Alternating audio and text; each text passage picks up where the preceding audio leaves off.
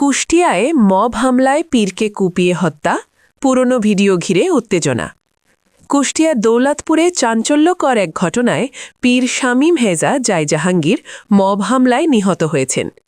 কয়েক বছর আগের একটি ভিডিও সামাজিক যোগাযোগ মাধ্যমে ছড়িয়ে পড়ার পর ধর্ম অবমাননার অভিযোগ তুলে উত্তেজিত জনতা তার দরবারে হামলা চালায়।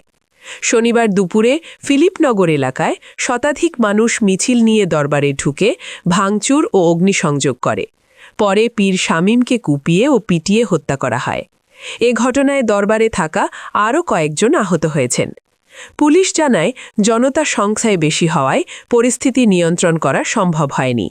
অতিরিক্ত রক্তক্ষরণে তার মৃত্যু হয়েছে বলে চিকিৎসকরা নিশ্চিত করেছেন। ঘটনার পর এলাকায় অতিরিক্ত পুলিশ ও বিজিবি মোতায়েন করা হয়েছে। ইতিমধ্যে বিভিন্ন রাজনৈতিক ও সামাজিক সংগঠন এ হত্যাকাণ্ডের তীব্র নিন্দা জানিয়ে দ্রুত জড়িতদের গ্রেফতার ও শাস্তির দাবি জানিয়েছে। প্রশ্ন উঠছে, আইনের শাসন না মব বিচার?